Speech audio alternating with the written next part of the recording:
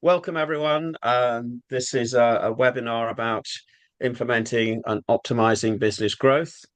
Um, I have developed a system which I've called the business success process. It has three pillars. The first pillar is based around the CFO role and is particularly focused around financial performance, transforming profit and cash flow. And we're going to cover quite a few bits and pieces around the tools that we have under this pillar of our business. The operational capability is my colleague's. He area, and it's about building an organization that works for you. I will talk a little bit about it, but that's mainly for another webinar. And then realizing wealth realization, which is all about realizing the equity value in your business, because so often people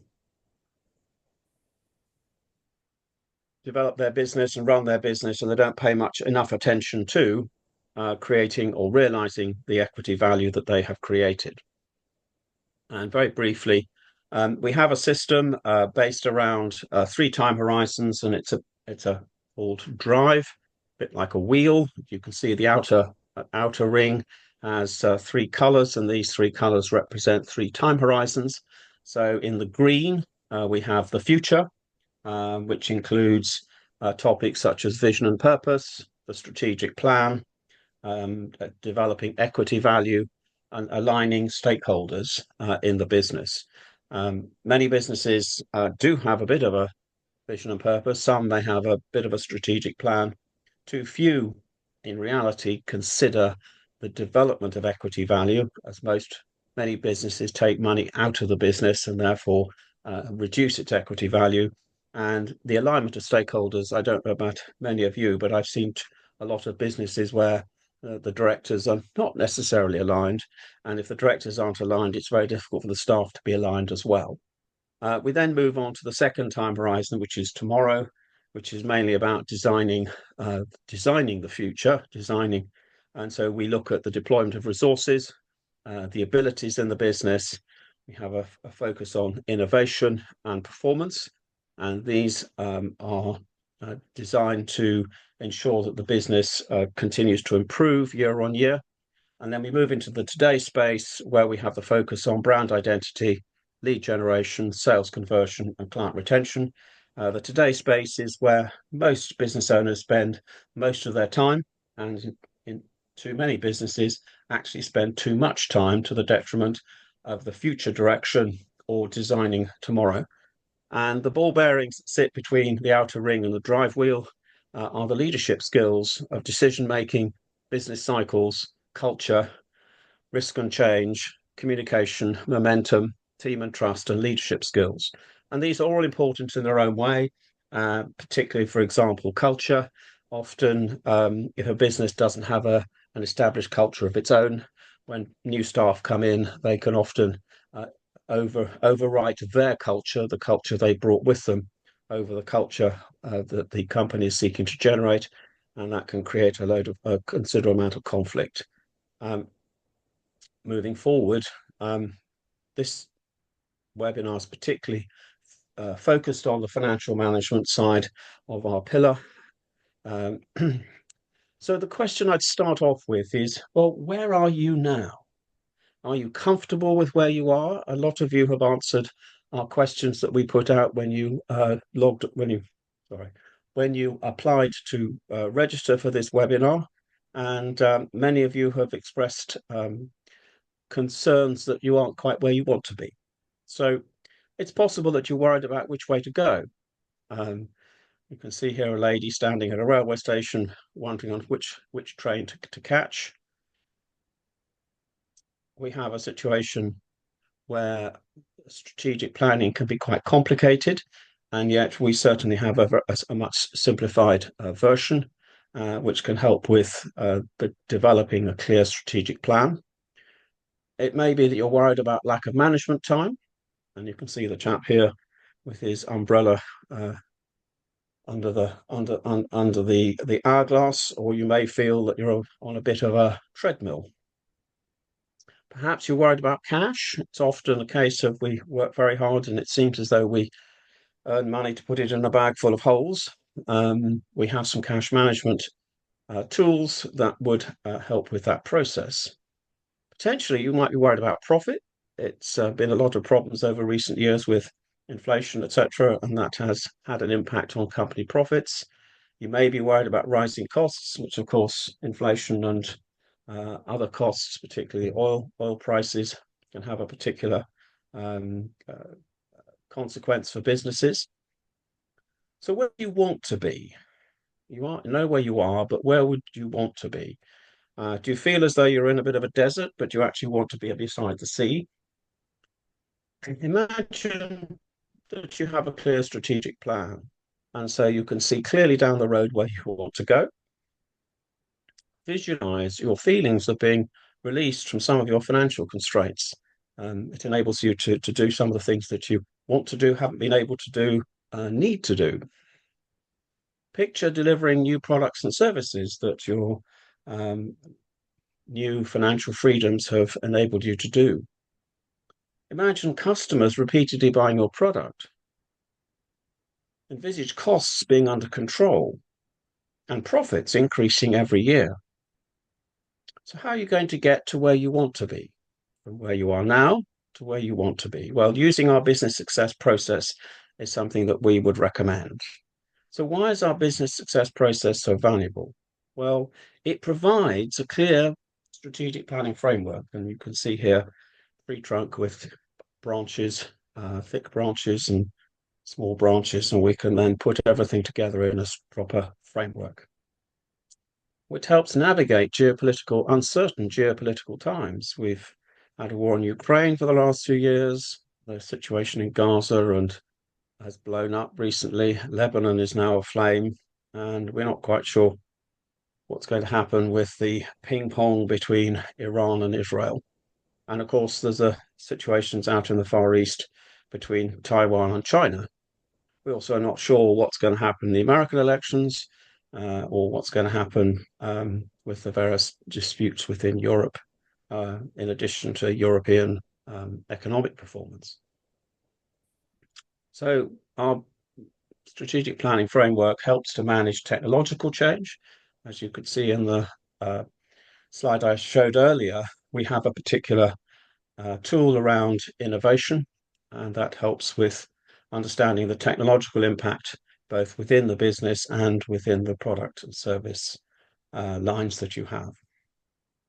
Also, it helps to navigate the twists and turns of the road ahead, and particularly like a sat nav, when you get off track, we are able to help you navigate your way back onto the preferred road that you have chosen.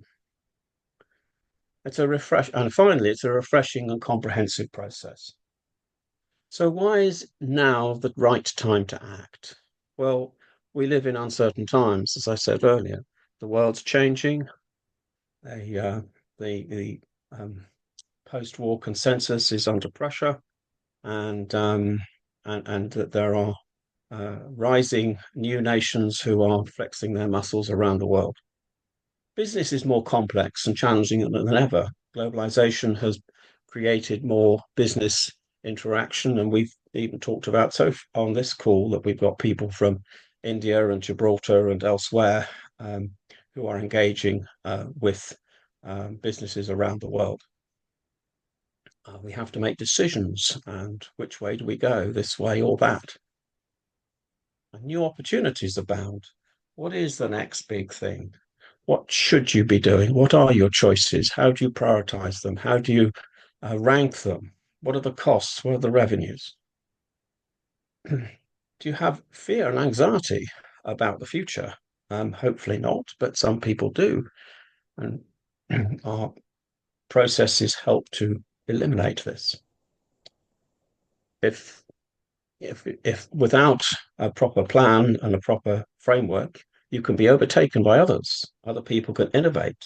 Um, who remembers Nokia, who used to rule the roost as far as mobile phones were concerned, now consigned to the dustbin of history? Who remembers BlackBerry, similarly consigned to the dustbin of history? Who's next? The Americans have dominated the digital age, and European companies Too many haven't made the investment and haven't made embraced the changes that are necessary. And even the EU currently are word um, restricting the implementation of AI. So Europe is likely to fall even further behind. The result is that you can end up in the ditch. I don't suggest that any of you will end up in such a dramatic place, but there are people who will because they haven't undertaken the planning and the work necessary. So our solution of using our business success process is that you will you will have success. And the business, I'll go on to talking about the tools that we have underneath our pillars, um, which, so we have uh, this apocryphal story of Alice and the Cheshire Cat.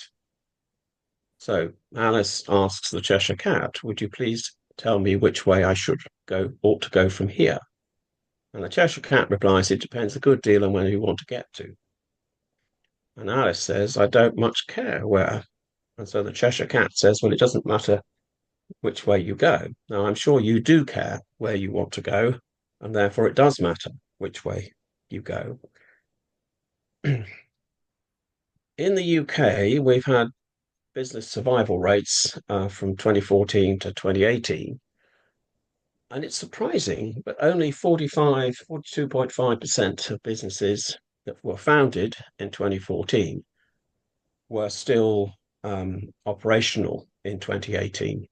That's a phenomenal tail off over that period of time.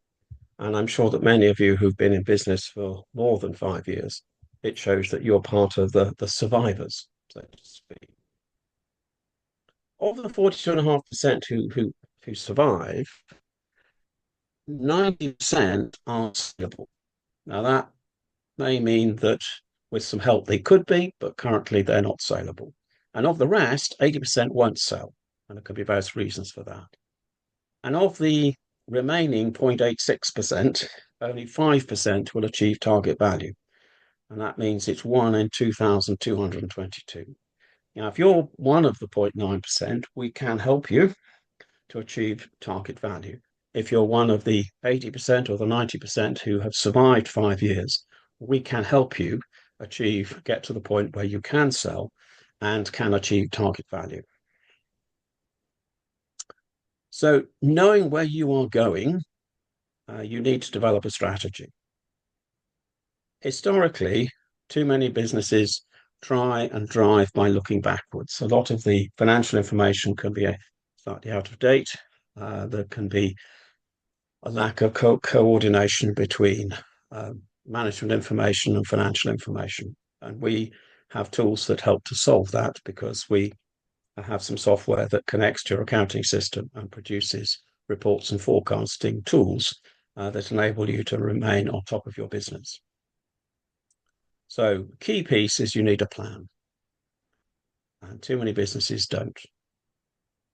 The other thing that's of interest, many of you probably remember the successes of British cycling.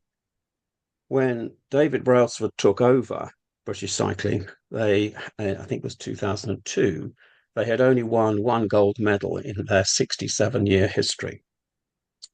In 2008, however, British team won 7 out of 10 gold medals at the Olympics, and they repeated that success 4 years later in London. The team then went on to win 3 out of the next 4 Tour de France events.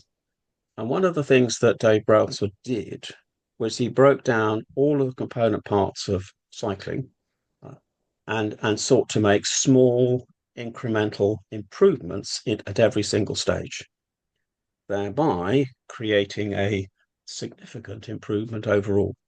And for many businesses, small improvements across the business processes and cycles actually would have a much significant impact on profit and cash. To achieve business success, you need an optimum strategy. And as an accountant, you would expect me to say it, but the accounting system is one of your key uh, key. Sorry, it's a key foundation stone in your financial information system and in running your business. And too often we find that the accounting systems might have been prepared for year-end financial accounts, but haven't been really adapted to produce the financial information that is beneficial to running the business on a month-by-month basis. And so we offer a deep dive and a spring clean.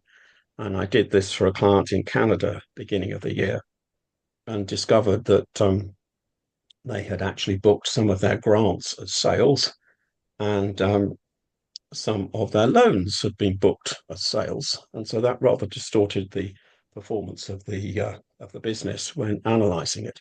We also had looked at their overheads and separated out sales expenditure from marketing expenditure, and actually did a bit of a deep dive into cost of sales and discovered that quite a few of the staff who had been allocated to cost of sales didn't actually do cost of sales type things. And so we reallocated them. And so we ended up with a framework around the business that was much more usable. And it enabled us then to have the discussions around how the business might be improved. Um, and that's the sort of thing we can do for you. So the other piece is to measure what matters. As I've indicated already, often we measure the lag indicators, we measure outputs, and we report results after they've happened. However, what we really want to do is to look at lead indicators, measure inputs, and then we can measure the activities necessary to achieve your goals that you have set when you've done the strategic planning piece. So looking at the key business drivers for sales and increased profit, we have acquisition, which is acquisition of customers, which comes out of the sales and marketing process. We have retention, which comes out of the operations process. It's as important to retain customers as it is to acquire them. In fact, often more important. Looking at the margin, which is the difference between the pricing and the cost of sales, and an opportunity for continuous improvement on cost of sales costings and improving the cost of sales process. Frequency, which is repeat business. How often do your customers buy from you, and how can you encourage them to buy more regularly? And the transactional value, which is basically pricing. And often I was talking to a lawyer about a year ago, and I asked him whether when he'd last put up his prices, and he said, "Oh, we did it last year by 7%." And I looked at the stats for inflation, and in 2 years, we had had 27% inflation. And what did that mean? That meant that he was 20% underpricing himself. And as a consequence, he was actually terribly, terribly, terribly busy. In fact, he was too busy. And he was probably too busy because actually he was too cheap. And finally, looking at overheads, where it's important to review and to keep under control. And there are statistics that say that companies who don't review their overheads regularly probably can save between 4 and 10% on their overheads when they put them under a review. It's very easy for us, and I don't know about you, but I've fallen into this trap where you sign up for something that comes out of your card, and it just gets taken every month, every year, and it can be difficult to remember and difficult, particularly if it's a card payment, to actually cancel it. But it's worthwhile doing it. And also looking at the sales and marketing funnel, you can see the lead generation piece at the top, and then the lead nurturing piece underneath that, which is all part of the marketing process. And then at some point, the client puts up, or the prospect puts up their hands and says, "Hey, I want to talk to you." And at that point, it moves into sales, where you talk to them and convert them to a sale. And I will talk a little bit further about some of our processes and how we particularly measure the acquisition of new sales. So we go back, we've got the 6 key drivers of business growth and cash flow. So So you can see again acquisition, retention, transactional value, frequency, margin, and then quick cash wins and cash flow. So here we have an example of a company, and we have turnover, revenue of about 1 million. We've got this year and last year, we've got cost of sales, which is actually improved by 1%. And we have overheads, which is also improved by 1%. So effectively, the net profit percentage has gone up by 2%. And we can see here that we've moved from a £60,000 net profit to a £79,000 net profit. The choice around, okay, let's go and grow the business. We want some more success. So let's say we decide that we want to target increasing the revenue by 50%. And let's say we actually achieve it. Gross profit is retained at 35% and overheads at 27%. So effectively, our net profit has moved from 79,000 to 190. We should be really pleased with that. However, what's the cash impact of doing that? And looking at cash drivers, we buy things, we own it, and we put it into stock and work in progress, and we sell it. And stock and work in progress, stock can be physical items, work in progress could be partly made products, or it could just be time. But we have a time value or time component within this process. So if we increase sales, then we increase our stock in work in progress before we get into debtors. And what can this mean as far as cash is concerned? So if we can see the same example that we had earlier, but it had a bank overdraft of 53,000. If we now look at the impact of improving cash flow drivers, well, first of all, we can look at the consequence of not improving cash flow drivers. So we have our 50% increase, and we have 119,000 net profit. Looking at the previous year, we have debtor days of 72 and creditor days of 27. And if we assume that those are retained, then we end up with 296,000 in debtors and 103,000 in creditors. However, what does that mean? We have a movement, and we have 98,000 in extra debtors, only 34,000 of extra creditors, and only 39,000 of actual profit. And if you net those off, we end up actually worse off because we have an adverse movement of nearly 25,000. And if our overdraft limit isn't above 78,000, then we start to have real problems. In addition, we've put a heck of a lot of work into increasing the turnover of the business. We've done a lot of work running the business, and actually, from a cash perspective, we've gone backwards. So if we go back to our cash flow drivers and we actually look at reducing the amount of stock and work in progress, that then starts to have an impact on our cash position. So if we take the same example we had before, but we just actually decided to spend some time looking at reducing our debtor days. So let's say we put somebody on cash collection, gave them a target each month, and they actually did reduce debtor days from 72 to 40. So we only got 164 rather than 197. And what does that mean? All right. That means that actually we've released 32,000 from debtors.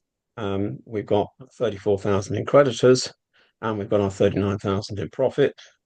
And that actually means we have a movement of 106,000. So we've moved from 53,000 overdraft to effectively 54,000 cash in hand. So we have benefited from the additional turnover, but also by reducing our debtor days by 106. In this example, we're not looking at stock days, but for many businesses, stock and work in progress actually can be as important as looking at debtor days.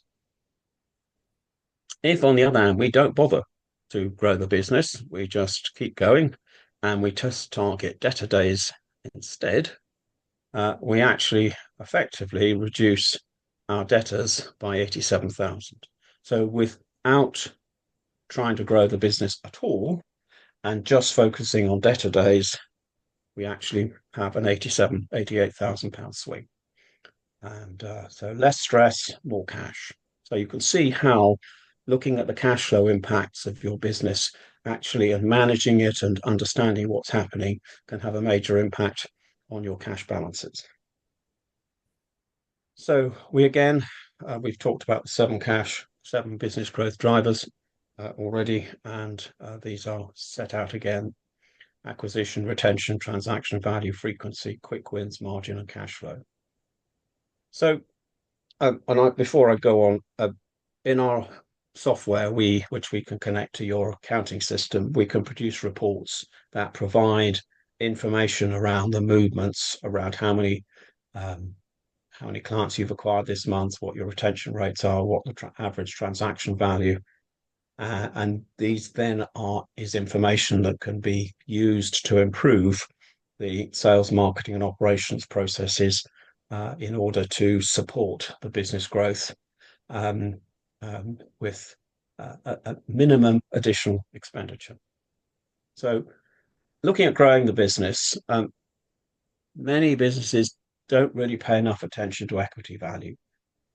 This piece, I think, as I alluded to earlier, is connected to our final pillar, which is realizing equity value. I'm just touching on some of the issues here. We have abilities to go into much more detail, and if you are looking at exiting in the next few years, then I'd be delighted to speak to you in more detail.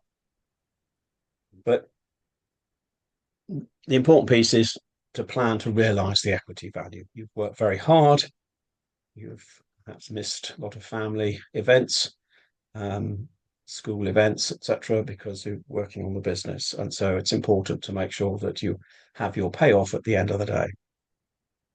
So one of the things that most people don't realize is that, in this example, 50% of businesses or business owners will be forced to exit. And why? Because they will be in distress. The pressure will get to them. They can't cope anymore. I had a client last year who said, I want to sell, I want to be out in 6 months. He just didn't like it anymore. You might have disagreement within the management team. One person wants to do one thing, somebody else wants to do something else, and maybe you just can't take the disagreement anymore.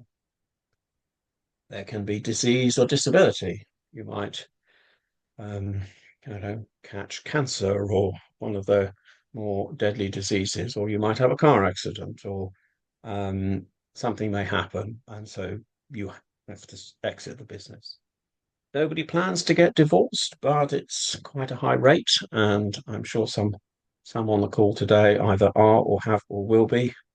And if you have to sell part of the business or sell the business in order to realize the value, in order to pay off your ex-spouse. And finally, death catches up with us all. We don't necessarily plan to work until we drop, but we can often find that that happens unexpectedly. So that's the negative pieces, big issue of why to plan. But the other side of it is the positive.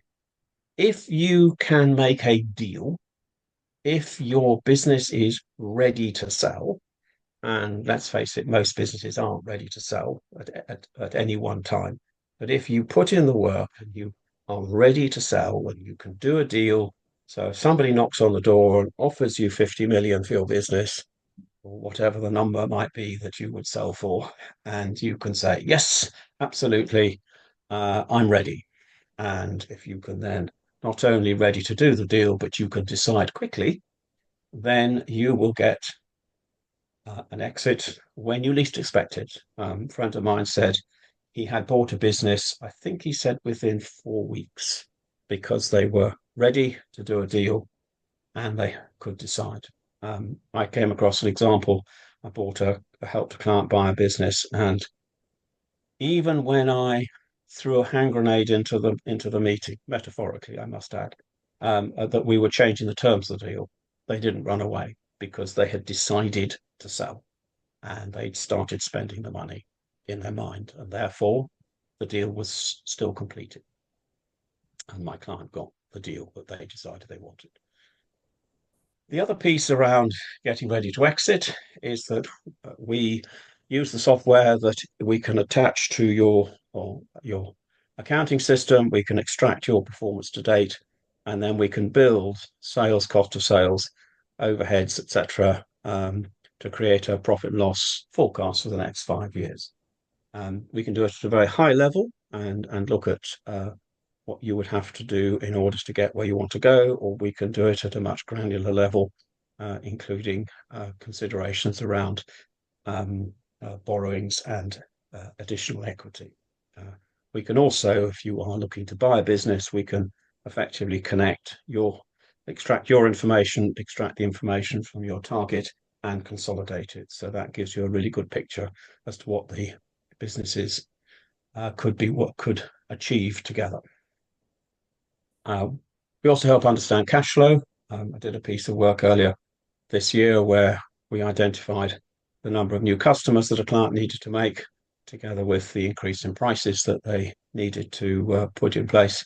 And then I was able to monitor the cash flow so that they didn't run out of money. Often the cash management or cash planning piece is as much about ensuring that there's enough of a cash cushion as you develop the business, as it or and what profits you need. So we can do both of those, and then we establish a projected balance sheet at the end of the day, which shows you your assets and liabilities. And this in itself establishes a sense of direction. And you can see here an example of a report, a summary report, which has a lot more detail behind it. So knowing your number and being prepared are crucial. And in this example, you must be certain the capital you release from the sale of your business will allow you to live the life you want without fear of ever running out of money. Now, that's the objective. We often find that what the business is worth and what the client needs, there's a bit of a gap. And therefore, we have to plan with the client, well, what are we going to do about it? And that may mean acquiring other businesses. It may mean bringing in equity to grow the business or taking on debt. But at least because we've done the work, we have the ability to understand what decisions need to be made in order to achieve the client's objective. Now, you've done the planning, but that's not the end. It's just the beginning. And this is where, again, our CFO reporting software, which is attached to your accounting system, we can take the forecasts that we've done and we can then review progress against the plan on a regular basis, preferably monthly. Really, it needs to be quarterly. And you can see here we've got a high-level report showing actual variance and cumulative variance, and this is the actuals to budget. And you can see the movements on the balance sheet below. So the key piece, yes, we've done the work on the forecast. Yes, we've taken the reports off, but that's not the only thing. We've got to actually review in more detail. In this case, we've got a report on sales versus forecast. We can see how the sales are going. This enables you to take action if your sales are behind target. It enables you to ask questions of the sales team. What's happening? What are they doing? It also enables you to look at the marketing and lead generation processes and people to ensure that they're doing their piece. And we also, again, are looking at cash balances here. And this goes back to the information around cash flow and the cash drivers, particularly debtors, creditors, and stock and work in progress. And the work in progress, too many businesses don't put work in progress into their accounts or their management accounts.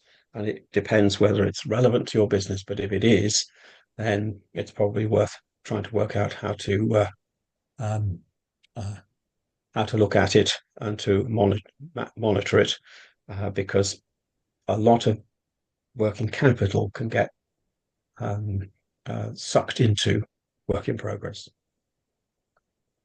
It's like, yeah, because get sucked to, yeah, can get sucked into work in progress.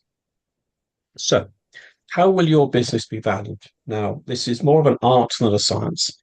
I'm just going to look at the ways you might value, particularly based on the financial figures. There are others, and I'll mention those in a little while. So you can look at return on investment, which you can see here. You can look at EBITDA multiplier. This is the most popular, and you can see here that the multiple is 3.5%, 3.5 times, 3.5 times. That's pretty standard. But if you do some work around the key drivers of value, the 8 key drivers of value of a business, you can get up to 7. If you end up with a trade sale, you can get even more. There's a business that I was CFO of that recently was in the process of being sold for 34 times EBITDA. And that's because it's part of a industry consolidation, and the buyer actually wants the business very much. It also means that the people who invested in it are walking away with a lot of money. So we also have revenue multiplier valuation. This is often common in professional services businesses, accountants, lawyers, insurance brokers, estate agents, etc. Accountants, it's somewhere between 1 and 1.5, depending on the nature of the client base. It's also quite common in SaaS businesses where effectively you're buying revenue and quite possibly are leaving most or all of the costs behind. So then we've got simple cash payback. How long does it take you to get your money back? And the balance sheet valuation, this tends to be relevant if you've got very high levels of fixed assets or intellectual property. It's also a reason for capitalizing intellectual property and capitalizing development costs of products, because you can then see how much you've invested, what's investment in the future rather than just overheads.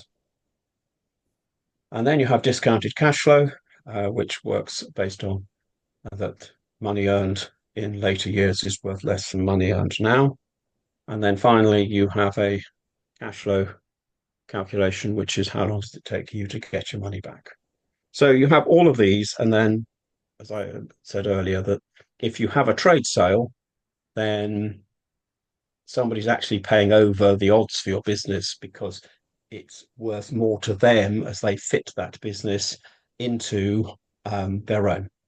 It's where 2 and 2 don't make 4, they make 24 or 54. There was a lady I read about who had a business providing payroll for Americans who employed a nanny. And these American families just had one payroll, one pay slip a month. And she spent 25 years building this business. I think she got to 9 million. And she sold it to a company. I think she sold it for 54 million because she sold it to a company who could cross sell her services into their client base. And she said, I think if you cross sell 10% of your clients with my services, then you will have a business worth about 80 million. So you can see how finding the right buyer becomes important, and it's also important to invest time working out who that buyer might be. So finally, it's keeping the eye on the prize. Now, we have a target performance or target valuation, and you can see the bottom, the weighted valuation based on a weighting across the various different methods. And you can see that I'll see if I can get it here. Yes, I can. You can see this piece, we've got a target to be achieved in year 3. Currently, it's achievable in year 6. But we can see actually, sorry, hold on. Actually, it's only about 60,000 less. So the question, that one's 60,000, and year 3, I think, is only 50,000. So what would you need to do to improve the valuation of the business by year three. And because it's effectively a mathematical model, you can start to look at choices you can make in order to achieve that valuation within the timescale. So and here the nearing the end of our time, or my time anyway. So where do you want to be? You know where you are. I've used this picture of the Maldives because lots of people seem to want to go and sit on the beach after they have spent 10 or 20 years working in their business. You may choose to be walking the Dales or sailing the Caribbean or taking a boat down the Danube. But whatever it is, where would you like to be? Um, when you choose to plan for success, a number of you put on when you filled in your application to come to this said that having a strategic plan was something that you felt you were missing. Um, so will you plan? Are you prepared to put some time aside and perhaps talk to us and let us help you plan for success? Um, we can help you. We can help you get over some of your fears and anxieties. So, please accept our help. So, where are you now, and where do you want to be? And I come back to this business success process. We work on financial performance, and we can help transform your business's profit and cash flow. We can help you with creating and realizing your equity value, and we can help with the internal organizations of your business so that it supports both the improved financial performance and realizing wealth, and so that you can have the exit, retirement, or even the business life in between now and then that you have always wanted. So thank you very much. And my email address